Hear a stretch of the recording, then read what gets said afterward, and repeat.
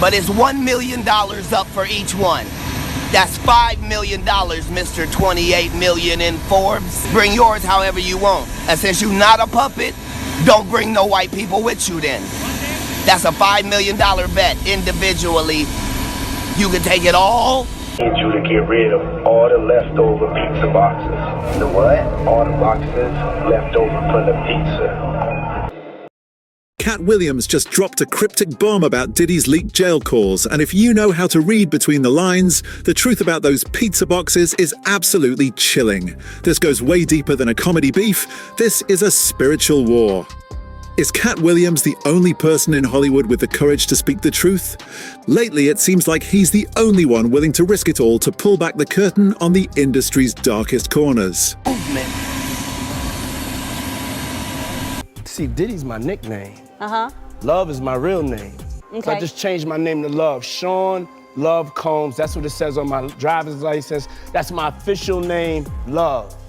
Katt has just unveiled a perplexing, hidden message buried within Diddy's newly leaked phone calls from jail, and honestly, what he's implying is nothing short of astonishing. In a recent viral clip, Katt raises a specific hand sign while rallying for a new movement. To the untrained eye, it looks like a simple heart, a gesture of love. But look closer at the context. This is the No movement. Katt isn't just making a heart, he's signaling the breaking of that heart. Now recall what Sean Combs changed his name to just a few years back. He told us, "Love is my real name, it's on my driver's license. I am Sean Love Combs." By signaling the breaking of that heart, Katt Williams is sending a direct public challenge to the man currently sitting in a federal cell. Welcome to the Fame Game, your home for the truth behind the headlines. Before we decode these chilling transcripts, make sure you hit that subscribe button and turn on notifications. We're tracking this story as it develops, and you don't want to miss what's coming next. That's $5 million, Mr. 28 million in Forbes. This alleged leaked call from Diddy in prison was talking about getting rid of pizza boxes. Now, if you know your stuff and you're privy, you know exactly what pizza stands for, and that's probably what they're talking about and referring to. The details in these leaked calls are bizarre, to say the least. Katt didn't just stop at hand signs. He dropped cryptic references to plastic and pizza boxes. He's talking about clearing out leftovers and recycling. On the leaked audio, Diddy is heard instructing associates to get rid of pizza boxes and to be sure to recycle the plastic. While that might sound like a man concerned about his carbon footprint, the streets and Katt Williams see it differently. Williams just went on Joe Rogan and completely exposed the satanic rituals in Hollywood, the agenda to feminize men, and compared the Transformer movement to the Baphomet. Listen to this. Show me one person that ever wore a dress in Hollywood unsuccessfully. That's how you understand what it In the underworld of dark web investigations and high-level trafficking cases, pizza has long been alleged as a horrific code word for children. Katt drops a chilling line stating it's $1 million up for each one. He mentions a $5 million total. This has led thousands of people online to speculate that these boxes are actually victims being moved or disposed of for a staggering price tag. But what about the plastic? This detail is still under heavy scrutiny. Some believe Katt is alluding to the 1,000 bottles of baby oil and lubricant seized during the raids on Diddy's estates. Katt openly challenged what he calls the plastic cup boys, mocking them by saying real men make enough money to drink out of actual glassware. It sounds like a joke, but in Katt's world, everything is a metaphor for authenticity versus the plastic or fake nature of the industry elite. If you're finding this deep dive into the industry's secrets fascinating, do us a huge favor and like the video. It helps the algorithm push this truth to more people who need to hear it. Katt Williams isn't new to this. He's been taking aim at the Hollywood elite for decades. From the Illuminati to rumored secret societies involving Jay-Z and Diddy, they've always been the target of his sharpest commentary. Recently, Katt went on the Joe Rogan Experience and completely pulled the lid off what he calls satanic rituals in the hills of Hollywood. He talked about an agenda to feminize men and compared certain modern movements to the Baphomet, an ancient goat-headed idol representing the union of opposites. Understand consequences and repercussions very well. Okay. So, my question to you is, why are you such a habitual line stepper. Why do you cross that line so often when you know what the repercussions and consequences are going to be? And they're not going to be favorable. Katt claims he saw this agenda coming 20 years ago. He asks a pointed question. Show me one person who ever wore a dress in Hollywood unsuccessfully. He's implying that these aren't fashion choices, they are rituals of submission.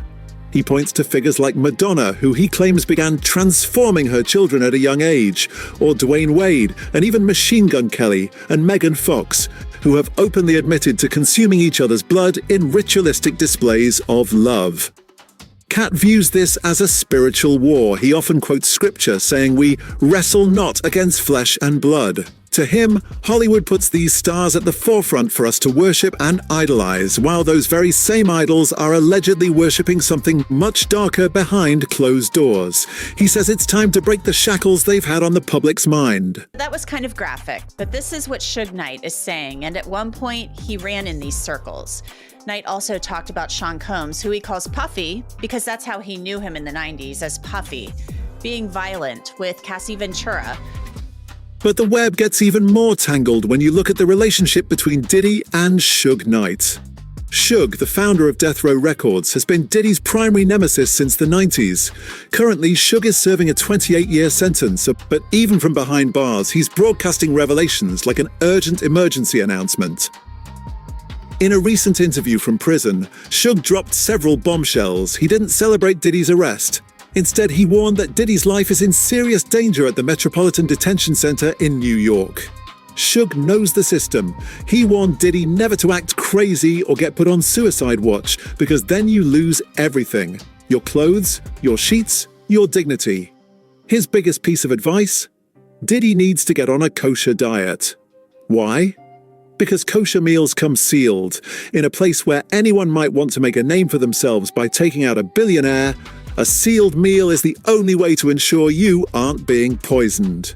Suge also touched on the infamous freak-offs. He mentioned a boiled egg test, a graphic, humiliating ritual used by industry insiders to test the readiness of young artists.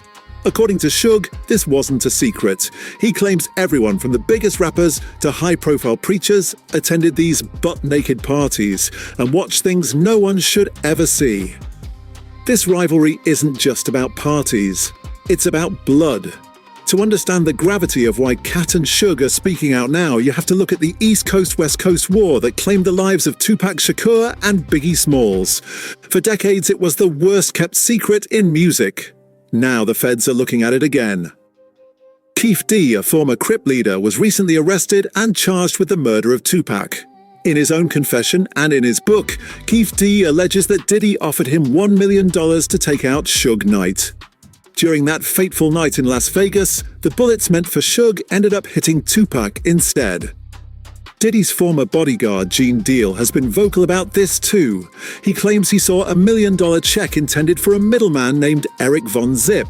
He says the check came from a record label account, and the timing was incredibly suspect, coming right after the shooting. While the Tupac case is currently a state matter in Nevada, Gene Deal suggests that if the feds can link that money to a bank fraud or a federal conspiracy, Diddy could face a whole new set of charges that make his current racketeering case look small. The walls are closing in. We're seeing a lifetime of freak-offs, secret checks, and cryptic phone calls finally being dragged into the light of day.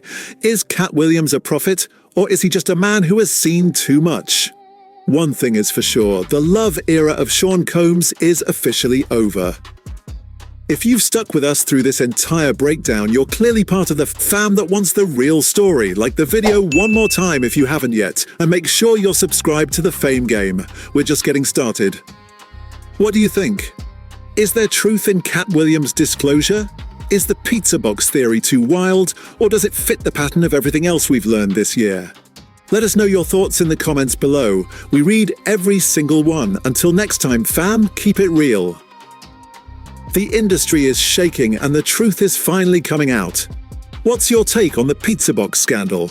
Drop a comment below. Thanks for watching the Fame Game, and we'll see you in the next one.